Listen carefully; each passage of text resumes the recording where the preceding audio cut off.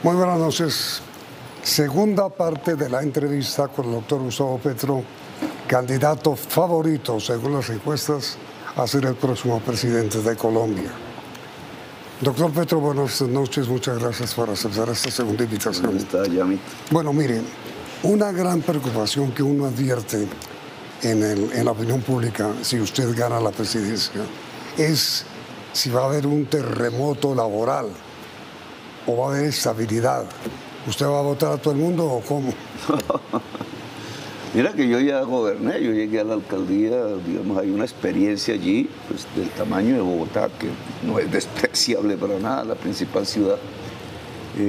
Y nosotros mantuvimos no solo el conjunto, son 60.000 empleados, la mayoría mujeres en el distrito.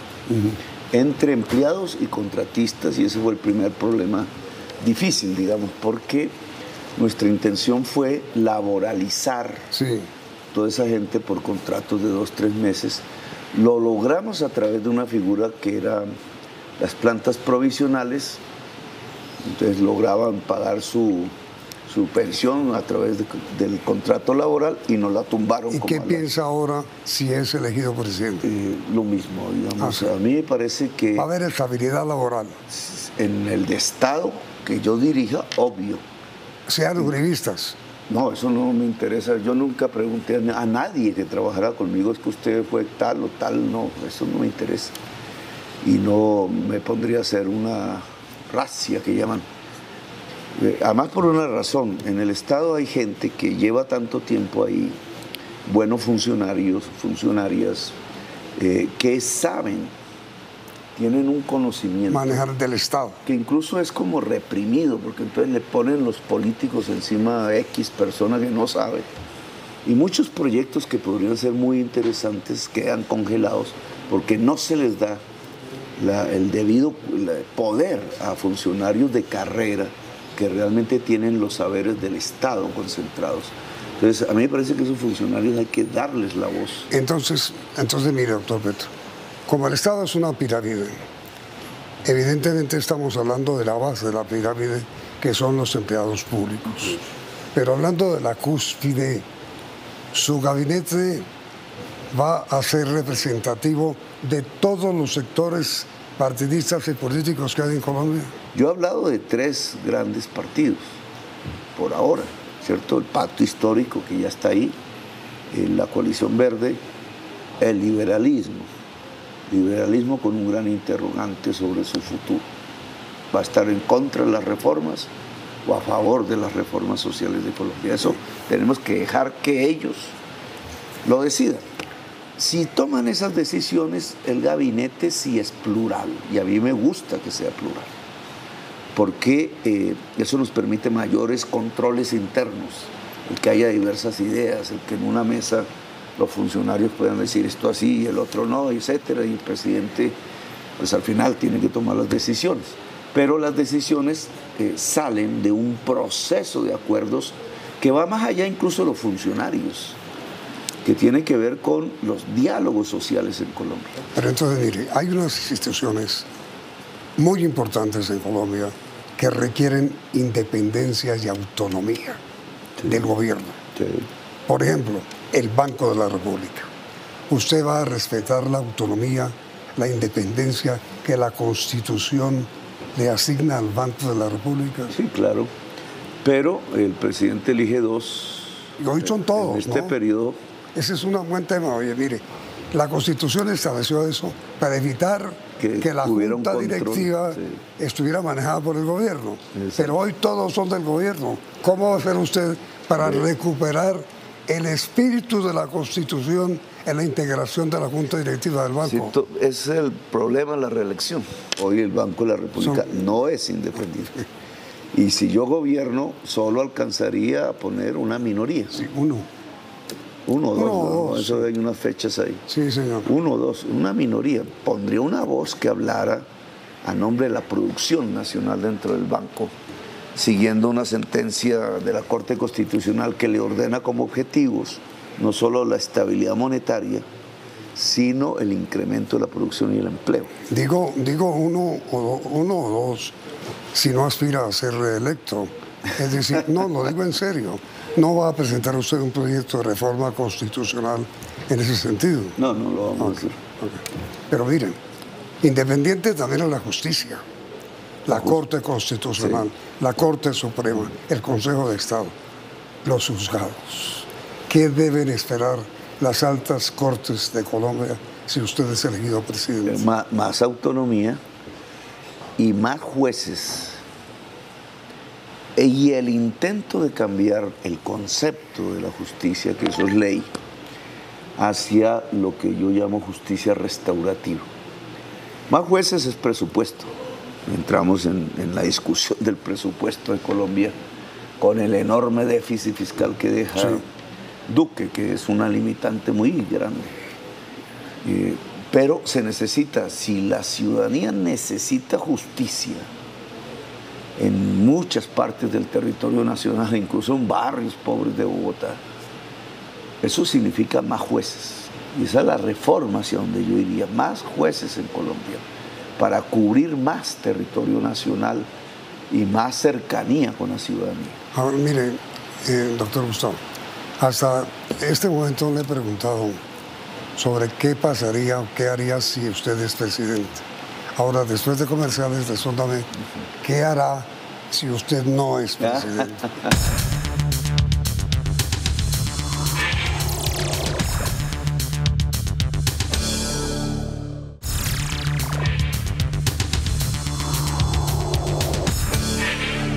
Usted ha dicho, doctor Petro, algo de lo que usted podría hacer si es elegido presidente. Y si no lo es, ¿hará oposición? Pues yo estoy pensando, digamos, el tema, porque hay un ciclo vital y el ciclo político no necesariamente coincide con el ciclo vital. Al no ser elegido, el ciclo político se va cerrando. Pero o sea, sería la hora en que un nuevo liderazgo aparezca, ojalá más capaz que lo que hasta ahora yo he podido. ¿Pero usted sigue en la política? No, en políticos siempre seremos en sentido de opinar y de presentar ideas, etc. Esa es una condición humana. Pero la actividad electoral, llamémoslo así, ya no lo estoy pensando. No pensaría en actividad electoral en la política. Quizás escribir libros, quizás un momento de más tranquilidad que nunca he tenido prácticamente desde que soy adolescente. No he tenido espacios de tranquilidad, digamos, por mi lucha política. Sí. Y yo creo que a veces toca. Ahora, mire, hablemos de las cosas negativas que usted podría enfrentar. Por ejemplo, ¿qué haría usted si esta inflación sigue como va? Si los alimentos siguen creciendo de precio, si los salarios no se pueden subir, ¿qué haría? A ver, eso tiene su circunstancia económica. O sea, ¿qué nos pasó? ¿Por qué 26%? ¿Por qué importamos los alimentos? Y producimos alimentos en Colombia pocos con insumos importados. En el primer caso, porque así lo decidió la élite que manejó el país, económica, de sacrificar la producción alimenticia colombiana en los tratados, etcétera, perder la soberanía alimentaria. Yo quiero reconstruir la soberanía alimentaria, la soberanía energética limpia y fomentar una política de industrialización. Pero respecto al hombre, nosotros tenemos que subsidiar los insumos agrarios ya. Eso es plata del presupuesto, para bajarnos de valor, de precio, para el consumidor de eso, que es el productor agrario, ya, tiene que hacerse ya. Si no lo hace Duque, lo hacemos nosotros.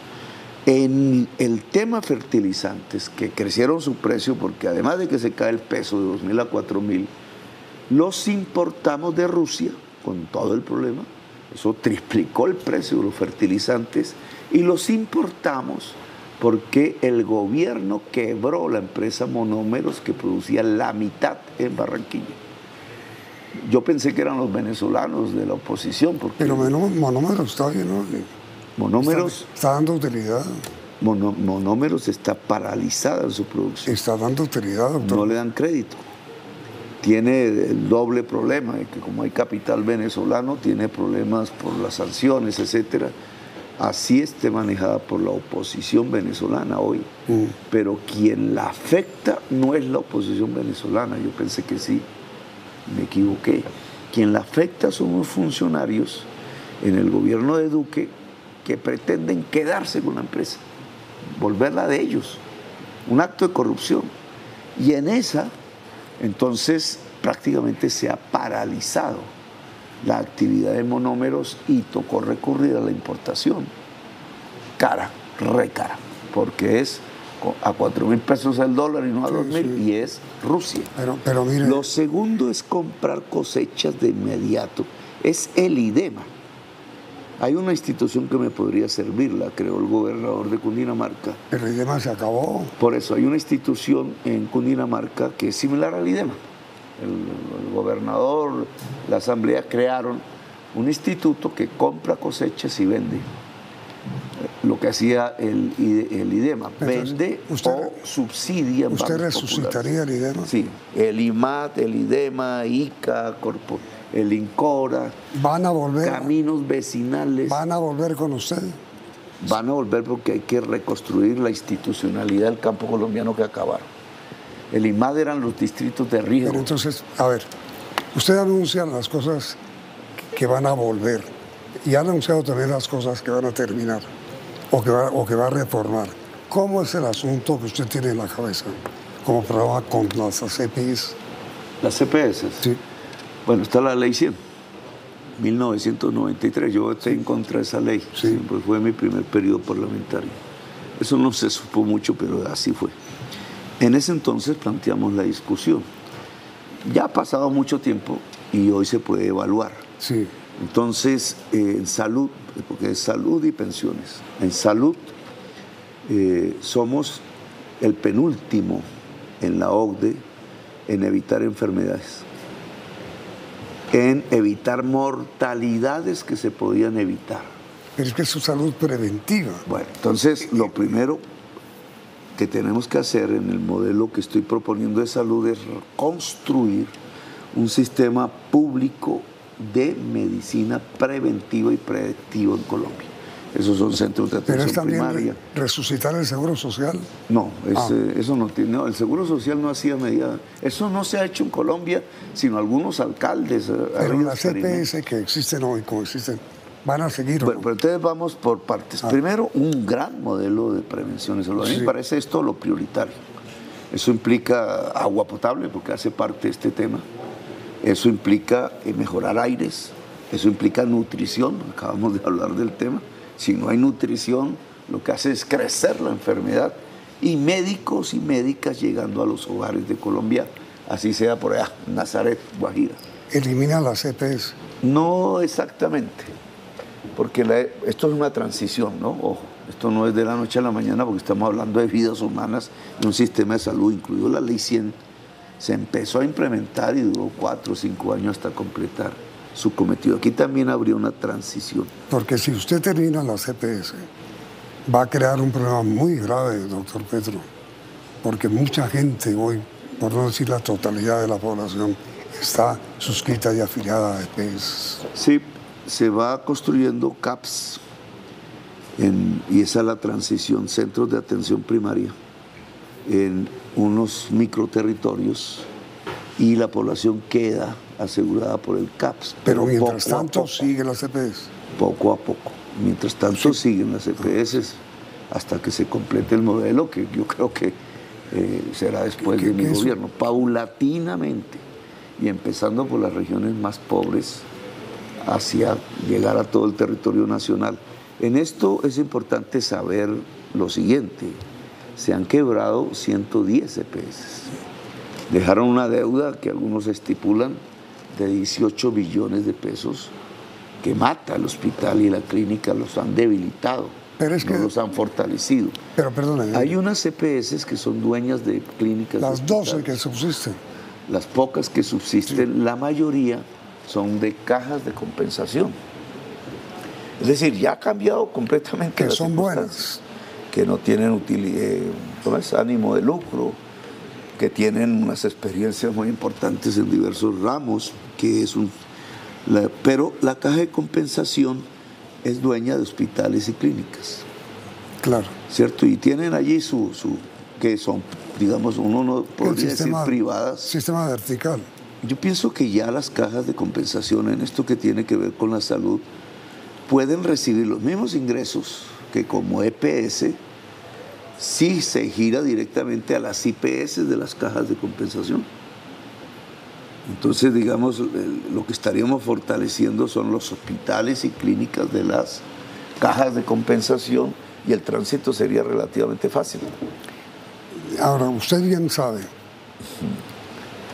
que en esta historia de EPS, IPS, instituciones de salud, los peor pagos son los médicos, sí, todo y las enfermeras y los enfermeros, todo por el mismo juego, porque es que cuando tú pones una intermediaria... Pero entonces, ¿qué va a hacer con eso? Subir los niveles del hospital público, sobre todo en los territorios más apartados.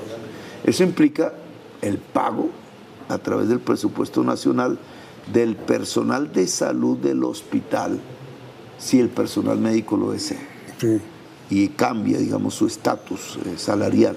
2, poner un salario mínimo de la salud.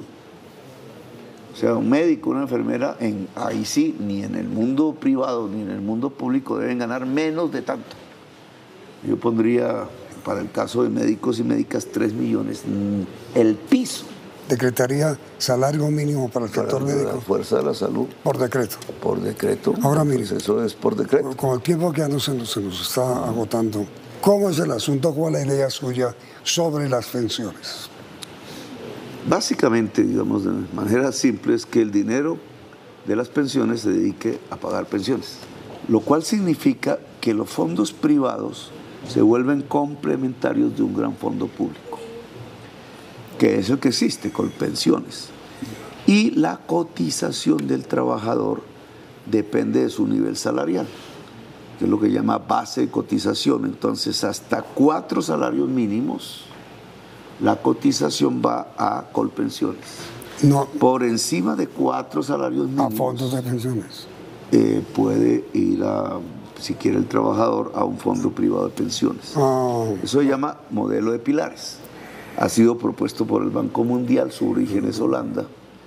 En América Latina se ha aplicado bien. Entonces, primer interrogante, estamos hablando de las cotizaciones, o sea, cada mes el flujo, no lo que ya ahorró el trabajador en sus cuentas. Aquí me cambiaron mi propuesta diciendo que es que yo me iba a coger los ahorros. No, el flujo de ahí para adelante, las cotizaciones. Al ir al fondo público, una buena parte de la cotización entra directamente a pagar pensionados, de los que existen. Y ya, se asegura es a partir de ahí. Cuando el cotizante llega a su edad, a sus requisitos, entonces los cotizantes de ese momento entran a pagarle su pensión. Garantizamos de nuevo, ya eso casi es inexistente, el derecho a la pensión en Colombia. Y además me produce un efecto supremamente positivo. Y es que como las cotizaciones hoy se están usando en los negocios de los banqueros y no van a pagar pensiones, entonces el gobierno ha sustituido ese vacío con el presupuesto nacional pagando las pensiones de Colpensiones. Es el impuesto el que está pagando las pensiones. Al hacer eso, se están gastando cerca de 20 billones de pesos en pensionados que eran del sistema de la economía privada con el presupuesto. Si las cotizaciones entran, ese dinero queda libre. Y entonces tendríamos la posibilidad de darle media pensión a 3 millones de viejos y de viejas sabias que hoy no tienen nada, hoy no tienen plato de sopa. Media pensión es sacarlos de la línea de pobreza, es sacar viejos de la pobreza. ¿Usted por qué quiere ser presidente de Colombia? Para construir la justicia social y por tanto la paz en Colombia. La paz es justicia social. Sí, la paz es justicia social. Lo hemos olvidado, pero es así. La paz es justicia social. ¿Usted desarrollará todos los acuerdos de paz? Sí, completamente. Sigo lo que dejó terminado y sin terminar Santos, recupero los protocolos, recupero el cumplimiento de ese acuerdo para que no se generen más disidencias y empiezo a trabajar, lo dejó como un balbuceo, la política de sometimiento a la justicia de manera colectiva, sobre todo un instrumento pensado en las grandes bandas multicrimen, que hoy realmente cubren buena parte del territorio nacional con poder político. ¿Cómo es eso del sometimiento a la justicia de manera colectiva? Hoy no podemos hablar exactamente de una insurgencia, eso es carreta. Eso es pensar hace 40 años, hace 40 años, 30 años había una insurgencia política. Sí. Pero hoy por hoy lo que hay en el territorio colombiano es lo que yo llamo la banda multicrimen. Entonces, puede ser urbano o rural, tienen control territorial, te hacen diversos crímenes, traquetean cocaína, paga, el diario ese que saca 20% diario interés, extorsión generalizada en barrios, secuestros, etc. La banda multicrimen en Colombia tiene poder político, o sea, ha crecido, hay muchas, pues yo tuve un problema ahí en Pereira con una de ellas, crecen, acaba de ver la fuerza del Clan del Golfo, crecen porque tienen poder político. Al tener poder político, que es crimen y política juntas, logran poner bajo nómina, por ejemplo, la policía, logran impunidades a través de influencias políticas, logran acuerdos electorales incluso con políticos determinados. Eso hace que sean difíciles, porque el mismo Estado pierde la fuerza para combatirlas. Ellas tienen control sobre población, 3 núcleos poblacionales: los campesinos, productores de hoja de coca, los consumidores en general, que podrían ser separados de los jíbaros, que es la cadena que lleva a estas organizaciones, si hubiese otro tipo de política hacia el consumidor de drogas que no sea el calabozo.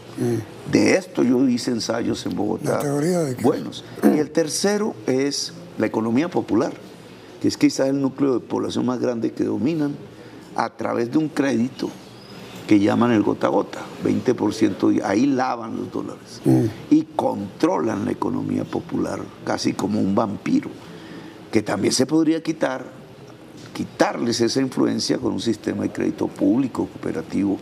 La banca privada no mira la economía popular, pero el Estado sí puede.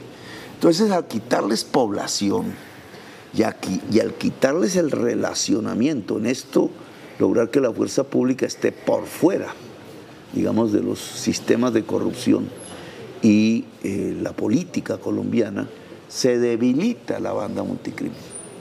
Y al debilitarse es posible un proceso pacífico, que no es una negociación con el gobierno, sino una negociación con la justicia, por eso se llama sometimiento a la justicia, que nuestra ley solo permite individualmente, una persona con un fiscal, y aquí podríamos hacerlo para toda la banda, un sometimiento colectivo a la justicia, que queda en manos de una negociación jurídica de los jueces y de los fiscales. Esto solo es posible si debilitamos, si le quitamos el poder político a la banda multicrimen, que es lo que hoy existe en Colombia. Son montones de bandas prácticamente con control territorial y con una capacidad de desarrollo del crimen. Voy a ponerle un ejemplo: de los 13.000 homicidios que hubo en Colombia el año pasado, que crecieron, 8.000 son sicariatos. Es decir, la mayoría de los homicidios tienen que ver con esto, de la banda multicrimen, son sicarios. Entonces, es una política que propongo de seguridad, yo lo llamo seguridad humana. Que seguridad humana significa que hay que reconocer, primero, que hay multicrimen, es un concepto un poco nuevo, y segundo, que las causas del crimen son multidimensionales. A veces con disminuir el hambre mejoras la seguridad. Bueno, mira, a veces con hacer una reforma agraria mejoras la seguridad. A veces con abrirle las oportunidades a la juventud colombiana a estudiar, a comer en la universidad, mejoras la seguridad. No es calabozo, no es número de bajas. Mire, doctor Petro, infortunadamente el tiempo se nos agotó. Quisiera pedirle que me aceptara una invitación. Como presidente. Que me acepte el reportaje del próximo martes, sea Después. usted ganador o sea usted perdedor. Bueno, listo. ¿Me acepta usted? Vale. Le doy mi palabra. Muchas gracias. Bueno, gracias. Aquí lo amigo. espero. Gracias. Muy amable, doctor Gustavo. Y a ustedes, televidentes, gracias por la sintonía. Y los esperamos el próximo martes con Gustavo Petro, ganador o Gustavo Petro, perdedor. Doctor Gustavo, muchas gracias. Bueno, gracias. Y a ustedes, televidentes, muy amables, que tengan un feliz puente, un feliz fin de semana y una recomendación: a votar por quien sea, por quien quiera, por quien decida, pero a votar. Que tengan buena noche.